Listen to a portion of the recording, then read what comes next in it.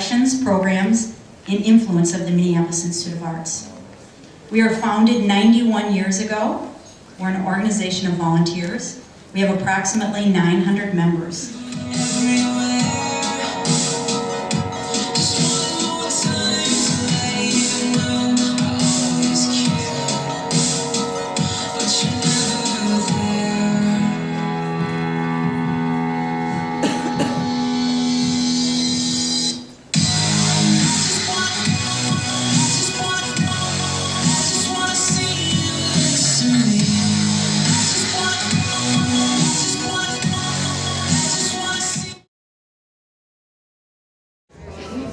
Probably recognize the suit.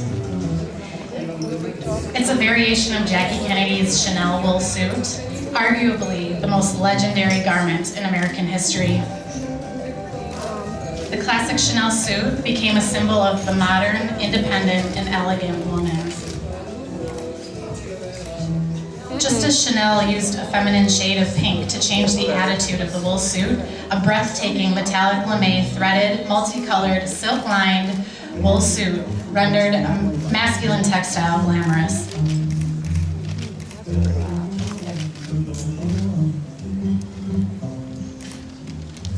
This gown was designed by George Halley. He was an American designer with a reputation for as couture as you get. Prior to launching his own line, he worked for the likes of Charles James and immediately was hailed as a great talent and expert at combining simple shapes with romantic, luxurious materials. In this case, tulle with crystals and embroidery throughout. Irish designer Sybil Connolly was a global celebrity and as famous as the women she dressed, including Elizabeth Taylor, Helena Rubinstein, and Jackie Kennedy, who wore one of her gowns in her official White House portrait. This gown was from the early 1960s and was constructed with her signature Irish linen. It takes 9 yards of linen for 1 yard of pleated material. Legendary Bullock's wool shirt opened in 1929 and catered to the upper-crust Los Angeles society. During the 1950s and 1960s, cash sales weren't permitted, and every sales check was handwritten to prevent the ding of registers from disturbing patrons.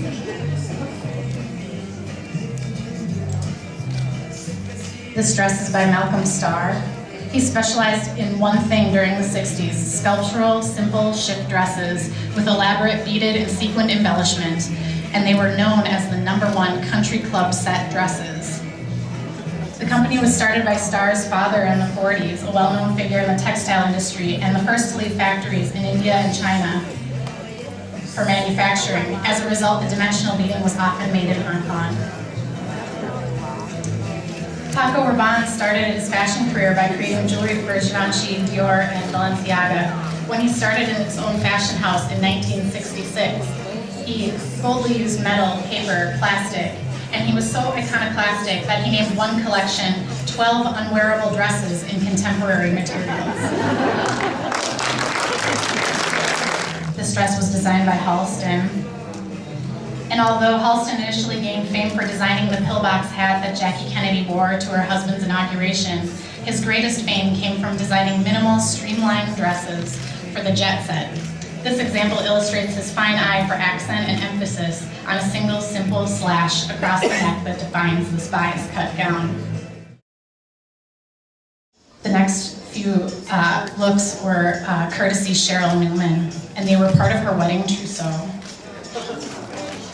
For the past 30 years, Vicky Teal's designs have been sold exclusively at Neiman Marcus and Bergdorf Goodman, and she's known as the longest surviving designer in Paris. During her study at Parsons, her teacher included Norman Norell, James Galanos, and Rudy Bernreich, and she started business there in the 1960s with a specialty in lace bustiers and hot pants. A financial investment from her dear friend Liz Taylor as well. This garment was designed by Bill Blass, who began selling his work in 1938 at 15 years old and spent his weekly salary on, quote, clothing, shoes, and elegant meals. 5 decades later, his persona, designs, and New York socialite following dazzled the fashion world. In the 1980s, he designed a series of textured and patterned sequin tops including motif-laden tableau based on famous paintings. Each piece is composed of tens of thousands of pilettes hand-applied to silk.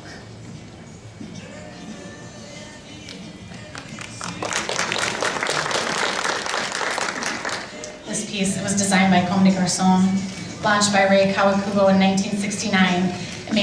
She made her Paris debut in 1981, shocking the fashion world with her prominent use of black, distressed fabrics and emphasis on provocation over fit. This, a punk take on the cocktail silhouettes epitomized by teal and brass, marks the start of the transition into more mainstream silhouettes of the 1980s. These next looks are newly off the runway or by emerging designers. And this is from Mumbai-born Naeem Khan. This tunic is completely hand-embroidered and weighs over 5 pounds. Khan grew up under the tutelage of his father and grandfather, both noted for creating clothing for India's royal families. Khan moved to the U.S. and apprenticed at Halston, thereafter becoming a celebrity favorite in recent years for balancing the opulence of his upbringing with an ethos of modern restraint. This piece was designed by Felicity Brown. Just launched in 2010, the British Felicity Brown label is actually a rare brother and sister team comprised of Felicity, who works from Dubai, and Henry, who is based in London. Using traditional craft techniques, their hand-printed, hand-dyed couture women's wear was catapulted onto the international fashion stage through a spread in Vogue Italia. They're already heralded as being as influential as Alexander McQueen. This is a Fausto Puglisi and Armani tailcoat velvet shorts. Sicilian Puglisi also launched around 2010 and quickly became known for his Rococo embellished pieces constructed by artisans in his hometown and worn by the likes of Kanye West and Lady Gaga. He was just named as the new creative director for Emmanuel Ungaro, and as Vogue reported, quote, "We expect a riot."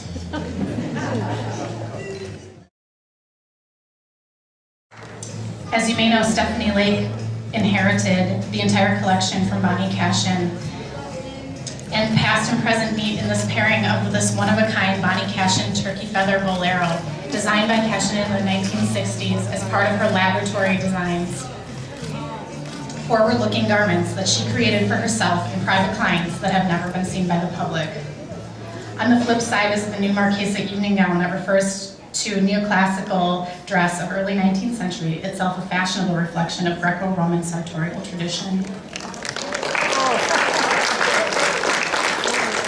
Our grand finale is this custom tulle coat.